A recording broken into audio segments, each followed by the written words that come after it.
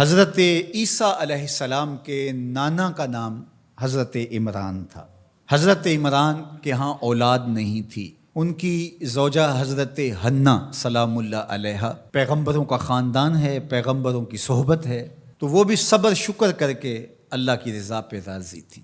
گھر کے صحن کے اندر دوپہر کے وقت چارپائی بچھائے ایک درخت کے نیچے قیلولہ کرنے لگی تو ایک منظر دیکھا کہ درخت پر ایک چڑیا نے گھونسلہ ڈالا ہوا تھا اور اس نے بچے دیے ہوئے تھے۔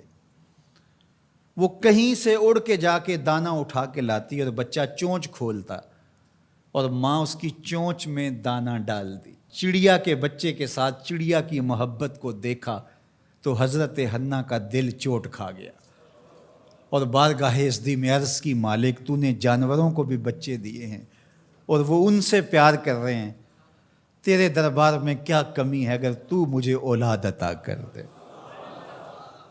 دل چوٹ کھا گیا، دل کی اتھاہ گہرائیوں سے دعا نکلی، عرش تک جا پہنچی۔ اللہ نے حضرت حنہ کو کرم نوازیوں سے مالا مال کر دیا۔ حضرت حنہ نے کہا، اے اللہ جو میرے بطن میں ہے میں تیرے گھر کے لیے اس کو وقف کرتی ہوں۔ جب ولادت کے لمحے آئے تو حضرت حنہ زوجہ عمران نے بیٹی کو جنم دیا تو پریشان ہو گئیں کہ مالک یہ تو بیٹی ہے، میں نے تو اس کو مسجد اقصیٰ کے لیے وقف کیا ہے اور وہاں سارے مرد ہیں، ایک لڑکی جب جوان ہوگی تو اس کو وہاں کیسے چھوڑ سکوں گی، منت میری کیسے پوری ہوگی۔ بہت پریشان ہوئی منت کی تکمیل کا سوچ کے کہ مالک یہ تو بیٹی ہے۔ آواز آئی، پریشان ہونے کی ضرورت نہیں حنہ، جو تو نے بیٹی جنم دی ہے ایسے تو بیٹے بھی نہیں ہوتے۔ اس بیٹی کا نام کیا رکھا گیا؟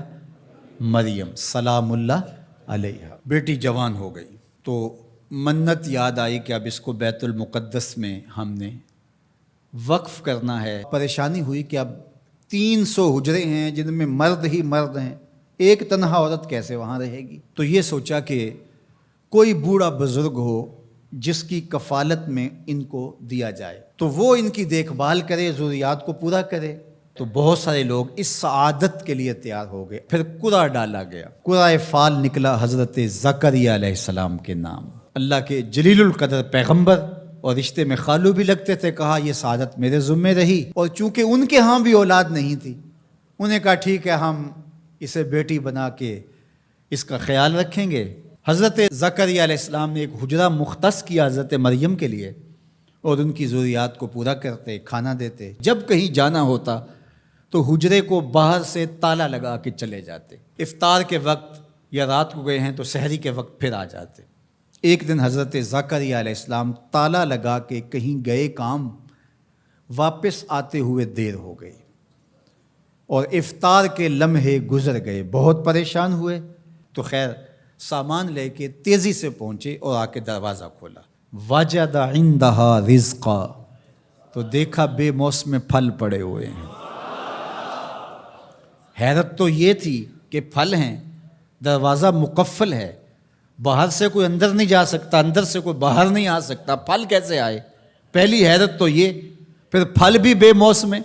قال یا مریم ان لک ھذا، اے مریم یہ کہاں سے آئے؟ قالت ھو من عند اللہ، کہا یہ میرے اللہ کی طرف سے آئے، یہ مجھے میرے رب نے دیے ہیں۔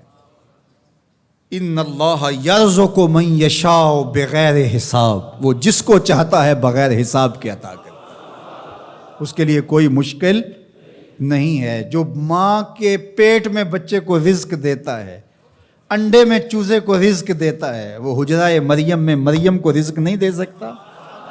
اب حضرت زکریا علیہ السلام کا ذکر آپ نے سنا کہ ان کے ہاں اولاد نہیں تھی، اور عمر کتنی ہو گئی تھی؟ 120 سال، اور آپ کی زوجہ کی عمر 100 سال ہوگی، تو اب تو امید بھی ختم ہو گئی اولاد کی۔ لیکن جب بے موسم پھل دیکھے نا تو اندر چھپی ہوئی امید کی موہوم سی جو چنگاری تھی وہ بھڑک اٹھی، اور حضرت زکریا نے ہاتھ پھیلا لیے، ہنالک دعا زکریا رب، مالک جب تو مریم کو بے موسم پھل دے سکتا ہے، میرے شجر عمر پر اولاد کے آنے کا موسم بیت گیا ہے، لیکن مالک کیا تو مجھے بے موسمی اولاد نہیں دے سکتا؟ حضرت زکریا وہیں کھڑے ہو کے دعا مانگنے لگے۔ معلوم ہوا جہاں رحمتیں اترتی دکھائی دیں وہاں دعا مانگی جاتی۔